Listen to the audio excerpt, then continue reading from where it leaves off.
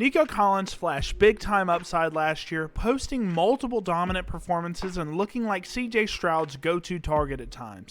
But he also dealt with injuries and didn't quite put together a full season. So the question is, was that breakout legit, or are Dynasty managers buying into a small sample size? Let's break down the tape and see what's real and what might be getting overhyped heading into 2025. Hey.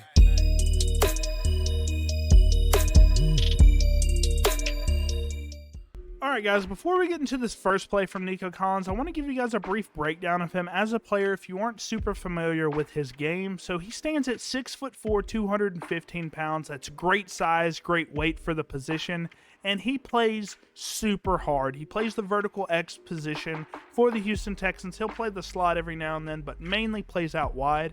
And he isn't, their vertical threat. He can be, but he's not limited to the vertical threat position. He can be used in the intermediate and the short areas of the field. We'll show you that in a little bit. But overall, he uses those long legs to stride out and beat people downfield. He's very good at doing that. You'll see that in this clip specifically. And he has some great contested catch ability. One of the better contested catch receivers in the NFL. He kind of reminds me of DeAndre Hopkins back in the mid-2010s. But he was a third-round pick in 2021, I believe, out of Michigan, and he had a quiet first couple seasons. Unfortunately, he just didn't really have a quarterback that was throwing in the ball like that. And once they got CJ Stroud under center, though, he's posted back-to-back 1,000-yard seasons despite being injured in both of those seasons. He's had a hamstring issue and some other soft tissue injuries, but overall, he's been super efficient when he's been on the field. He was top 3 in yards per route run last season, and he's just showcasing a lot of really high-end skills. So enough of me yapping, let's get right into this play. So Nico Collins is not doing anything crazy here. He's just going on a go route. No crazy route running needed here, but you're going to see how hard he runs in this clip.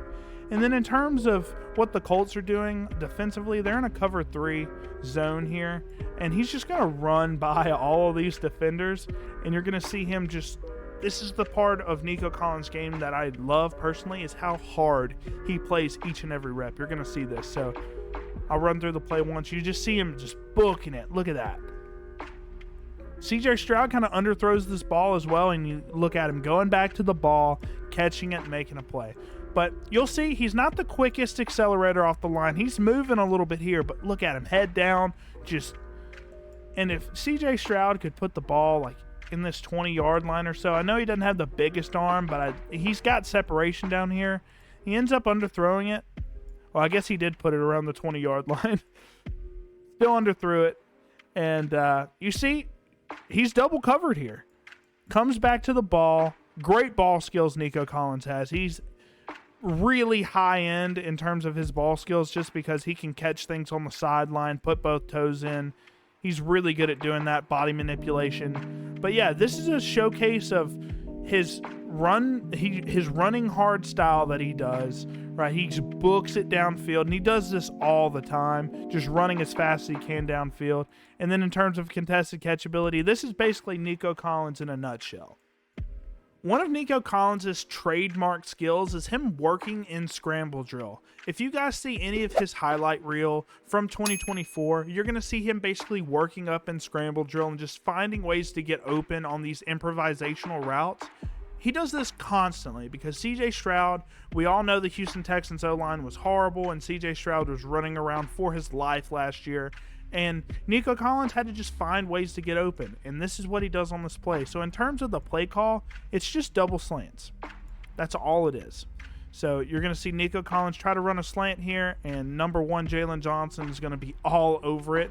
And Nico Collins has nowhere to go really, except work upfield. So you're going to see a beautiful play here from Nico Collins. I'll let it go one round, and then I will go over it more in depth here. So you see him catch such a insane catch here. So you're going to see him, boom, break inside, corners all over it. And then you're going to see him break outside, work in scramble drill, because he basically has to abandon the route immediately as he cuts. He's like, oh, okay, well, this isn't working. Let me work outside into this massive zone here. and he ends up catching it. The Chicago Bears challenged this play, I believe. I watched this game live. I think they challenged this play, and Nico Collins had possession of the football, both feet in bounds, one-handed grab. That's what I'm talking about. His hands are super reliable, guys. Boom. Beautiful play, beautiful ability to cut up field, get into the open area of the field, makes that safety play down, doesn't matter. Kevin Byard's just a little too late, and Nico Collins makes a phenomenal play.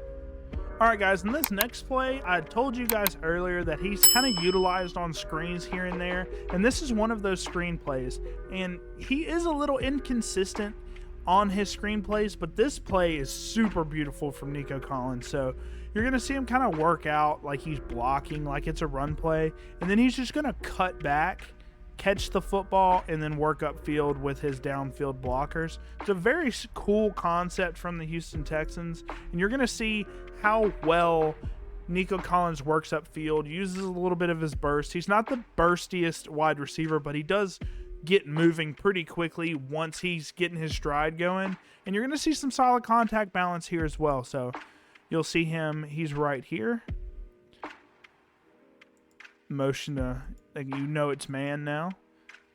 And then he works like he's blocking. Boom, comes back to the ball. And then look at that. Some solid quickness from Nico Collins. He's not the quickest wide receiver, like I said, guys. But in this play, he really shows off some urgency. So you kind of see him work upfield immediately because he's got a, I think this is their number 1 overall pick. I forget his name, but I'm pretty sure that's him. Trayvon Walker. I think that's who that is. You got to get away from him.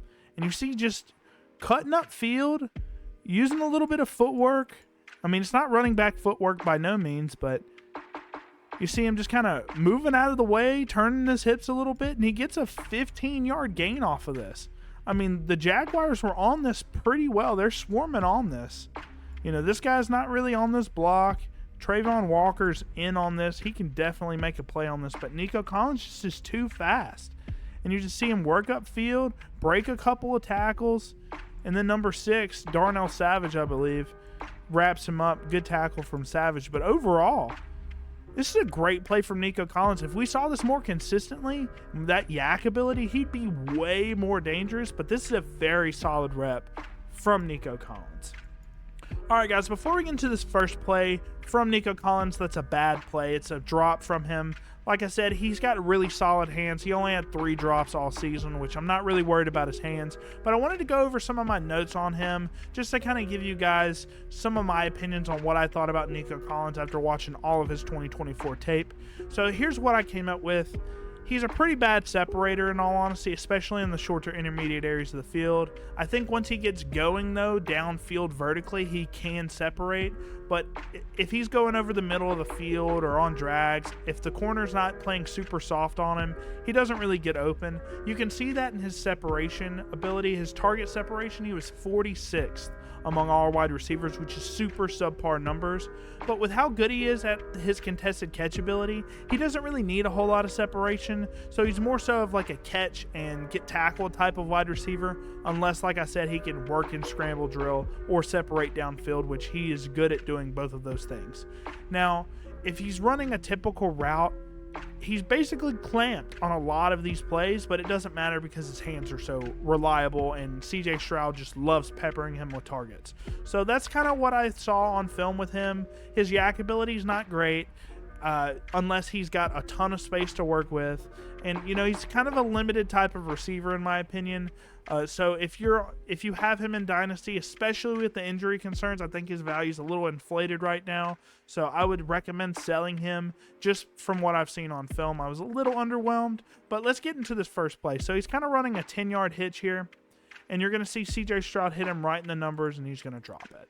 So hikes the ball here. Great releases. I want to add that in real quick. He's got some really solid releases right off the hands. That's unfortunate. But he's got some really good releases off the line. He's not super bursty off the line, but is pretty technical with his releases, and he drops it. That's an 8-yard completion at the minimum if he hangs on to that.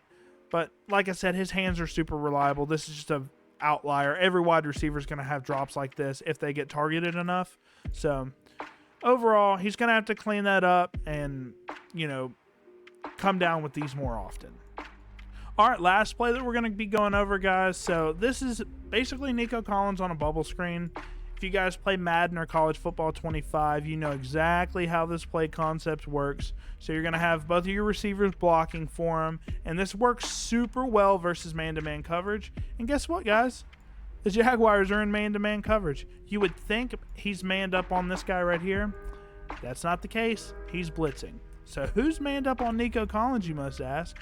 It's this guy playing this far down the field.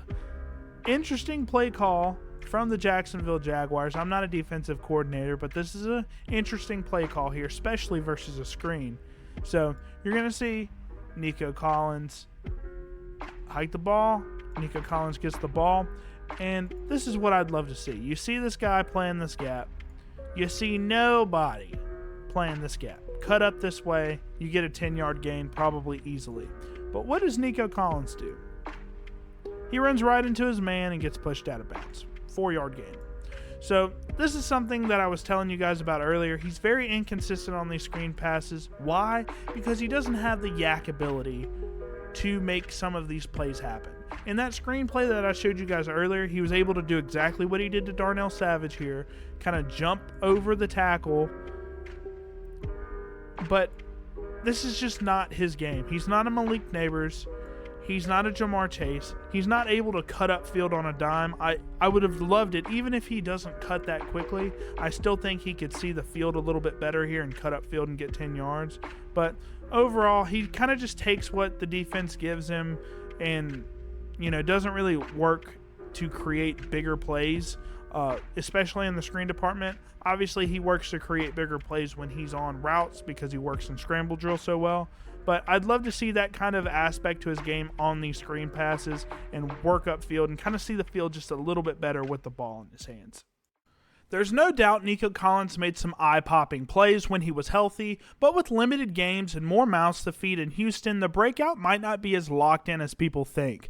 So is Nico truly a top-tier Dynasty wideout or just a solid piece in a loaded offense? Let me know where you stand in the comments, and if you enjoyed this kind of film content, make sure to like the video, subscribe to Bobby's Big Board, and hop in the Discord to talk Dynasty with the community all off-season long.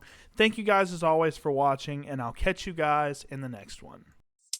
Hey.